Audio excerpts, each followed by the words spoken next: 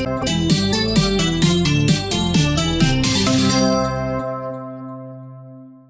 going on, guys? This is Multicubing here, and today I'm going to bring you guys a tutorial on how to make a simple 3x3 Rubik's Cube. The end result of this tutorial will be a Rubik's Cube that is similar to budget cubes like the Shang-Xiao Mr. M. It will have a simple mechanism, but if you print it yourself, it should still be able to perform well. So, this is going to be a series of videos, each one containing a major step of the process. This first part is going to be how to create the cube itself and how to slice it up into the pieces. Second episode is going to be on the edge. Third episode is going to be on the corner. Next one is going to be on the centerpiece and the center cap. And then I will probably do a final one, finishing up the pieces and then showing you how to print it. And just to be clear, this style of separating the parts out in this specific way is inspired by how NK Cube did his tutorial series on how to make a speed cube. And if you want to go to do something more advanced with the 3x3 after this tutorial, then I would definitely advise going and checking out what he did, because what he did is very good and very helpful on making more complicated designs for 3x3s, and it really helped me out with making my newest speed cube designs. And also, in his first episode, he linked many other useful tutorials for more simple things and other types of puzzle making. So, anyway, the first thing you need to do, and this is for Inventor, many of the methods in this tutorial are useful for other platforms like Onshape and SolidWorks, but for certain steps you may need to refer to other tutorials if you cannot figure out how to do this yourself. So the first thing you need to do is you need to hit New, and you make sure it's in metric, and you create a millimeter part file, because generally cube measurements are done in millimeters. It makes things easiest to do it like this. Second thing you do is create new Start 2D Sketch, click a plane, and then you need to make a rectangle. What you want to do after that is you make the side length. I'm going to use standard 56 millimeters using the dimensioning tool, and then you use equals and make the two sides equal so it's a proper square. Then what I like to do after that is dimension these right here and make sure that they are halfway away from the origin so that this square is nice and centered, just like that. Then you finish sketch, and then what you want to do is click Extrude, and this is very important. You need to make sure that it's going in both directions, not one, so that your sketch that cuts up the cube is in the center of the cube. So, you gotta make sure this is the same. This is 56 millimeters. Or you can select this dimension here and use that, just like so. There you have it. It's referencing this dimension. There you have the cube itself. The next step we're going to move on to is creating the sketch to slice up the cube itself. So we're going to go into this plane and hit F7 to slice it so you can see inside of it. Then we're going to draw two lines, just like this, and make sure that they are all an equal distance apart using the dimensioning tool, just like this. Not like that. This is to make sure that all your pieces are equal. Everything takes up 1/3 of the cube. There you go, everything is nice and even. Now we're going to make another line above, I prefer on the right side. And we'll go higher up to make sure it doesn't go inside the surface when you cut it. You just go down, and then to the left a bit, about 2/3 of the way, down again. And then you pick a center point arc, click the origin, click over here, and bring it down to that axis. And this is what a basic 3x3 mechanism should look like.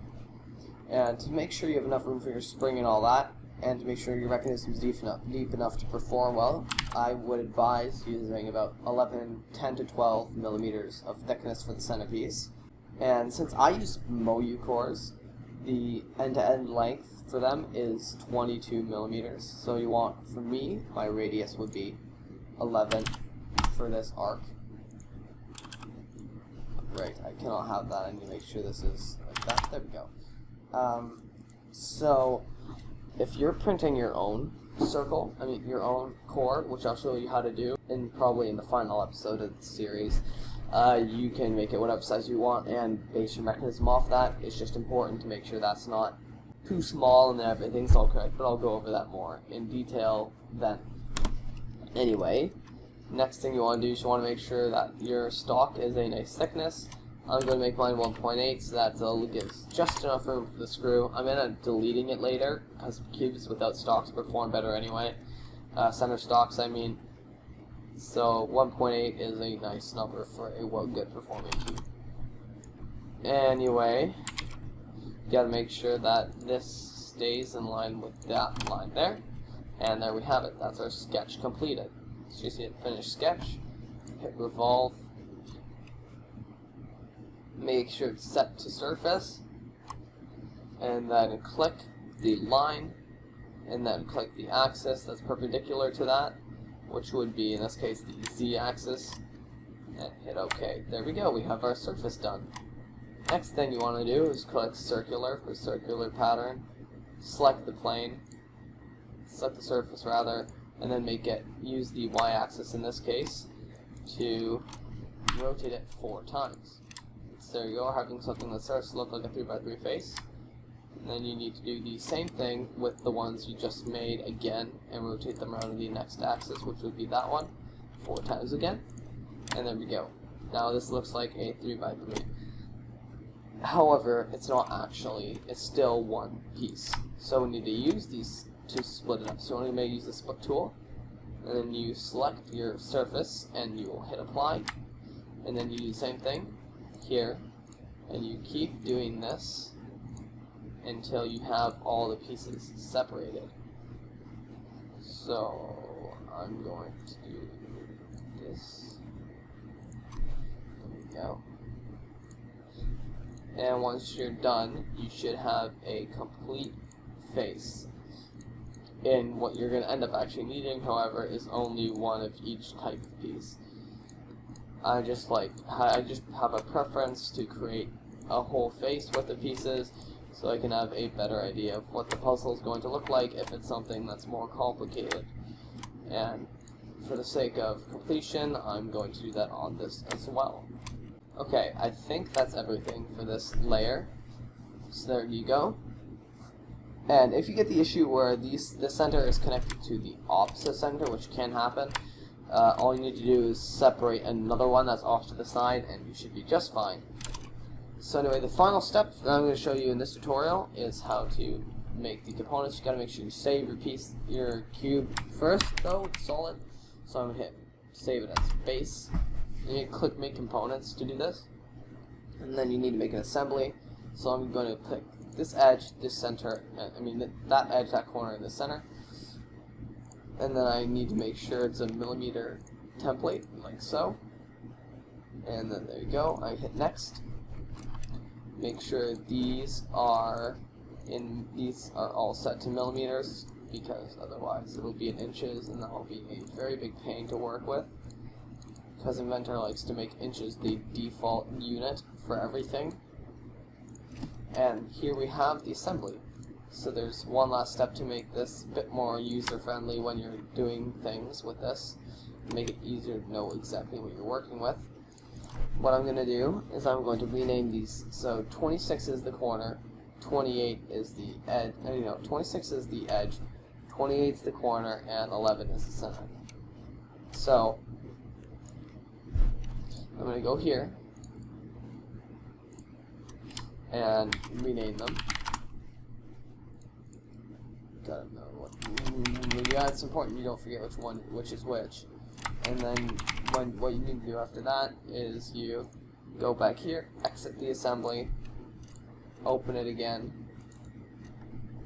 and then you remember which one it is. So 26 was the edge, 28 was the corner, and then the last one is the center. And there you go. That is the assembly. So now you can see what the internals of your cube should look like.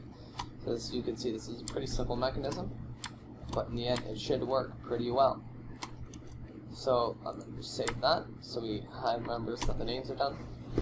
Anyway, that'll be it for this part of this tutorial series. I hope you enjoyed and found this informative, and I will be uploading the next part very soon, where I'll be doing the edge.